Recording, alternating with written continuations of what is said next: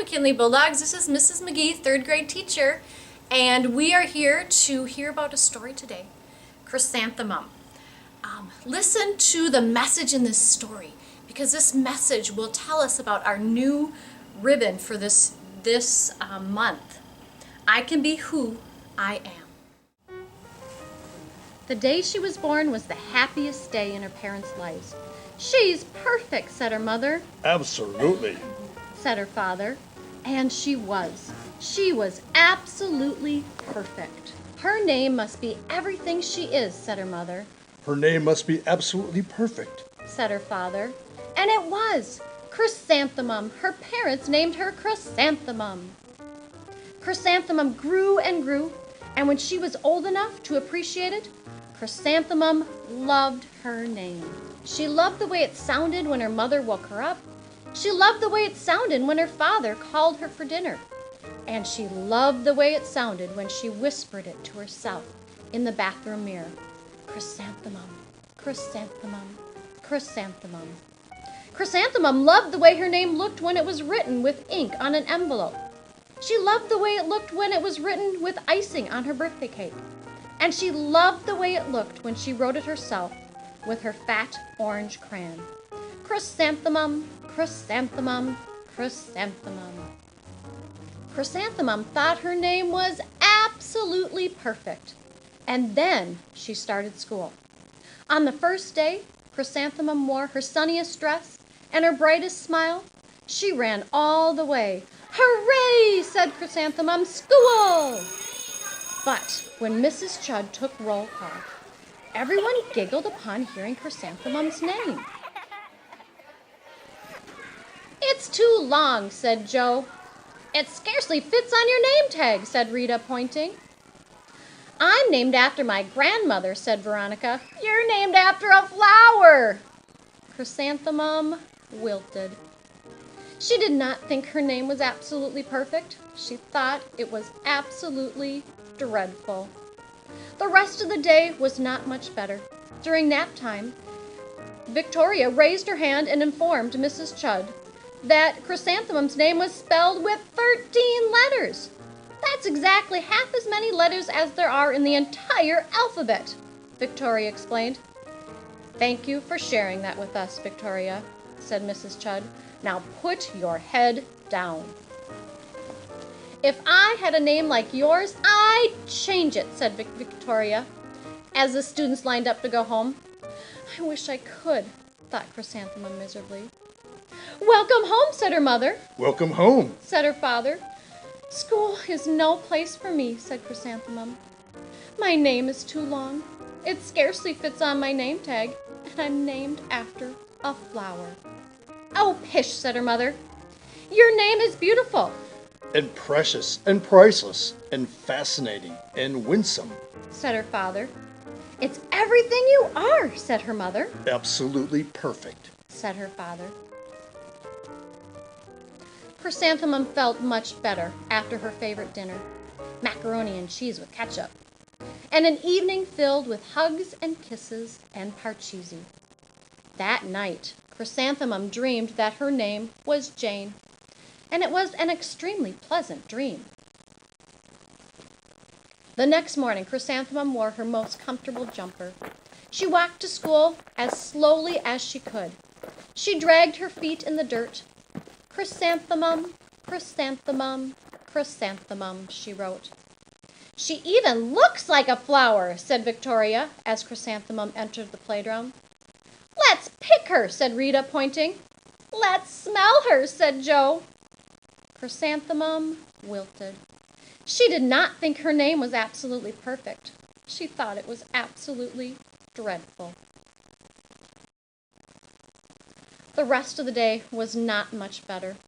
During nap time, Victoria raised her hand and said, "A chrysanthemum is a flower. It lives in a garden with worms and other dirty things." "Thank you for sharing that with us, Victoria," said Mrs. Chud. "Now put your head down." "I just cannot believe your name," Victoria said, as the students lined up to go home. "Neither can I," thought Chrysanthemum miserably. "Welcome home," said her mother. Welcome home, said her father. School is no place for me, said Chrysanthemum. They said I even look like a flower. They pretended to pick me and smell me. Oh, pish, said her mother. They're just jealous, And envious, and begrudging, and discontented, and jaundiced. said her father. Who wouldn't be jealous of a name like yours, said her mother. After all, it's absolutely perfect, said her father.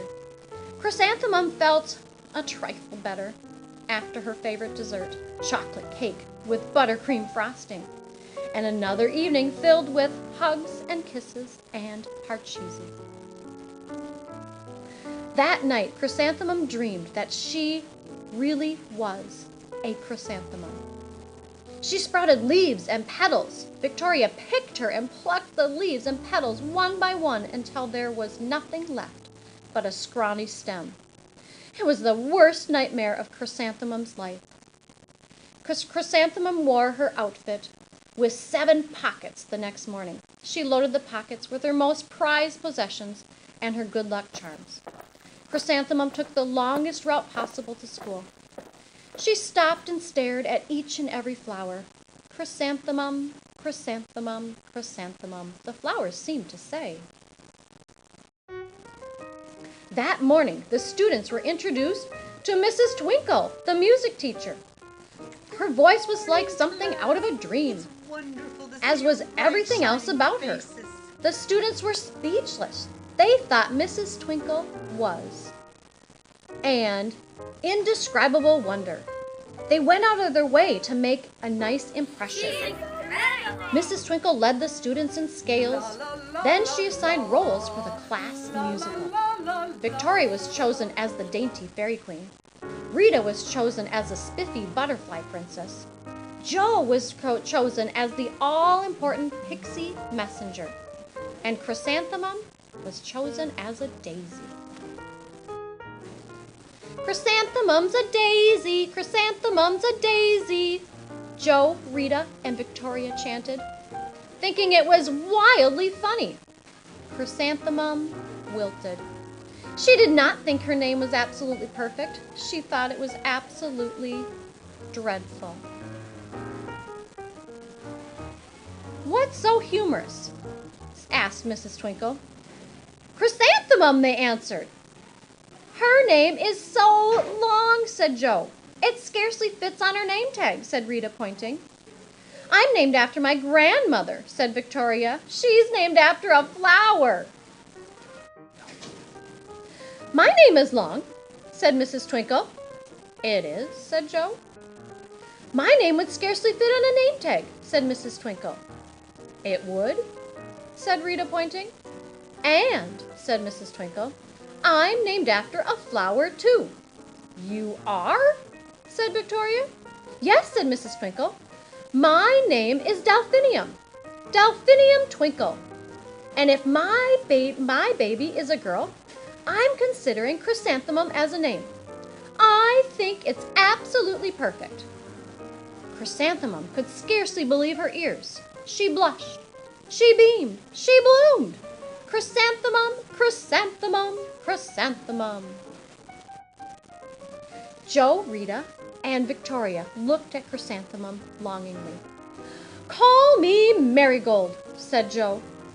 I'm Carnation, said Rita, pointing. My name is Lily of the Valley, said Victoria. Chrysanthemum did not think her name was absolutely perfect. She knew it. Overall, the class musical was a huge success. Chrysanthemum was absolutely perfect as a daisy. Victoria made the only mistake. She completely forgot her lines as the dainty fairy queen. Chrysanthemum thought it was wildly funny, and she giggled throughout the entire dance of the flowers. Eventually, Mrs. Twinkle gave birth to a healthy baby girl, and of course, she named her Chrysanthemum. Thank you, boys and girls, for listening today to our message in the story Chrysanthemum. I can be who I am.